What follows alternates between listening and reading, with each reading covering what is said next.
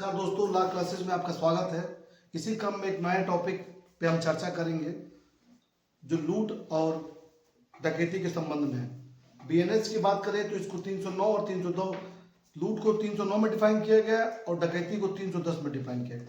IPC की बात करें तो 390 में रॉबरी को डिफाइन किया गया और 391 में डकैती को डिफाइन किया गया। लूट और डकैती क्या होती है, इस संबंध में हम चर्चा करेंगे।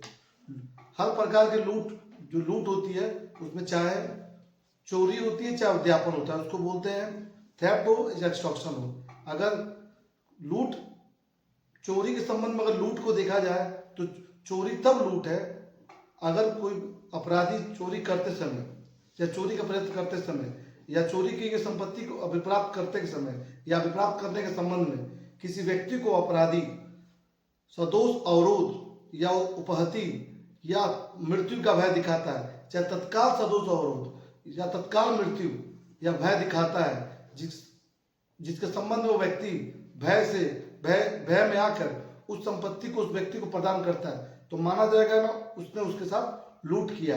लूट में के लिए जरूरी नहीं है कि एक व्यक्ति और दो व्यक्ति, लूट के लिए एक व्यक्ति भी हो सकता है। अगर वही लूट में 5 व्यक्ति हो जाते हैं तो डकैती बन जाती है।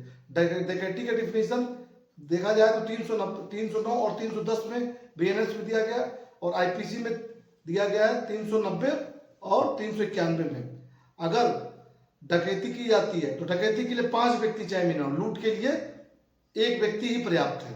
बस तत्काल भय की बात होती है, तत्काल भय, तत्काल सदोष अवरोध और तत्काल उपहति की बात की जाती है। लूट के लिए जरूरी नहीं है कि उसी व्यक्ति को भय दिखाकर वो संपत्ति अभिप्राप्त की जाती है, चोरी की जाती है। किसी अन्य व्यक्ति को भी धमकाकर उस व्यक्ति से संपत्ति प्राप्त की जाती है। इस संबंध में ये कहेंगे अगर कोई व्यक्ति लूट करता है तो उसके लिए जो सजा दी जाती है बीएनएस के तहत जो सजा है वो सजा कठिन कारावास है, जिसकी अवधि 10 वर्ष तक की हो सकती है और उसके साथ जुर्माना लगाया जाता है। अगर वही अपराध राजमार्ग पे सूर्यास्त और सूर्योदय के बीच में किया गया है तो 14 वर्ष की सजा हो जाएगी। अगर डकैती की बात करें तो डकैती के संबंध में जो सजा का प्रावधान किया गया है वो कठिन कारावास से आजीवन कारावास से और 10 कठिन आजीवन कारावास या कठिन कारावास से जिसकी अवधि 10 वर्ष तक की हो सकती है, चाहे वो जुर्माना के साथ दंडित किया जा सकता है। नमस्कार।